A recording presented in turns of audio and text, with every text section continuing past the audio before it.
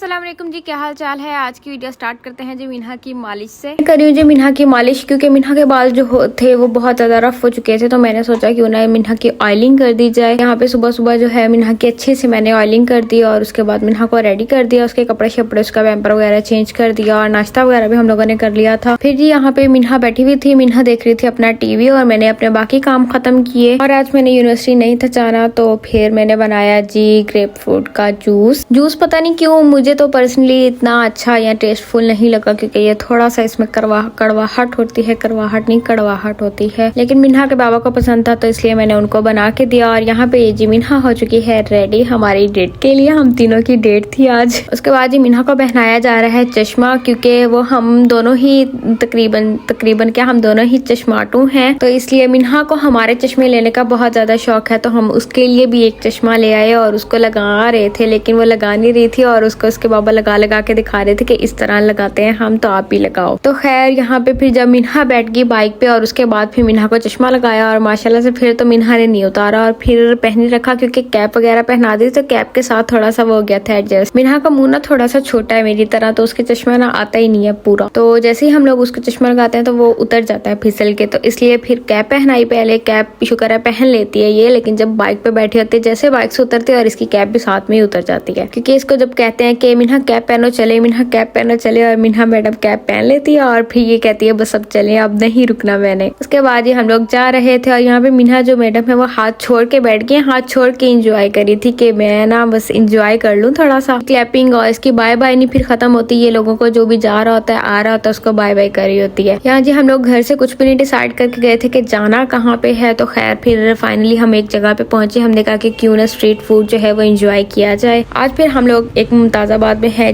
Dish and dine, तो हम लोग वहाँ पे गए और यहाँ पे मिन्हा ने बहुत ज्यादा एंजॉय किया। आप लोग देख सकते हैं यहाँ पे मिन्हा की मस्तियाँ। और यहाँ पे मिन्हा मैडम आराम से चेयर के ऊपर खड़ी थी, इसको चेयर बहुत ज्यादा पसंद है, कहीं पे भी इसको चेयर मिल जाएगी ये कहेगी बस मुझे उसके ऊपर बिठा दो। उसके बाद ही मैं आपको अपना मेन्यू दिखा रही हूँ। वहाँ पे ये सब मेन्यू था, इतना कोई अच्छा मेन्यू नहीं था, लेकिन फिर भी हम लोग उसमें से भी डिसाइड किया कि हम लोग क्या लेंगे। और यहाँ पे मिन्हा अपना मेन्यू डिसाइड करिए कि मिन्हा मैडम क्या खाएंगी। और फिर जी कुछ देर तो मिन्हा मैडम अपनी चेयर पे बैठी रही और खेलती रही। जब इनको हटाया कि नहीं आप ये नहीं करो ये नहीं करो, मिन्हा मैडम कहती हैं कि बस मुझे अब चेयर से नीचे उतार दो। और फिर जी यहाँ पे मिन्हा की और मस्तियाँ, वहाँ पे पर्दा लगा हुआ था दरमियान में, तो मिन्हा मैडम की चाय नहीं खत्म होती। पंजाबी में हम लोग बोलते हैं चा, तो ये भी बोलती है चा।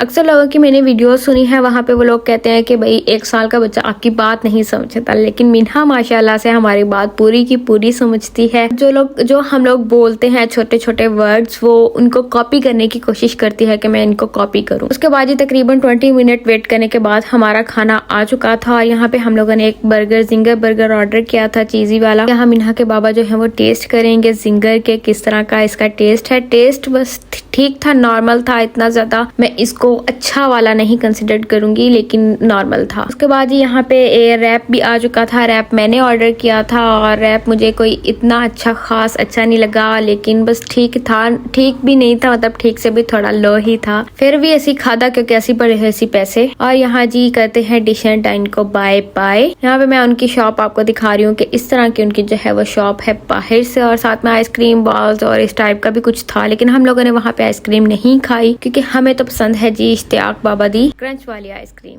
और यहाँ पे जी आपको पूरी मेकिंग दिखाई जाएगी कि किस तरह जो है वो क्रंच इसके ऊपर लगता है और किस तरह बनती है क्रंच वाली आइसक्रीम।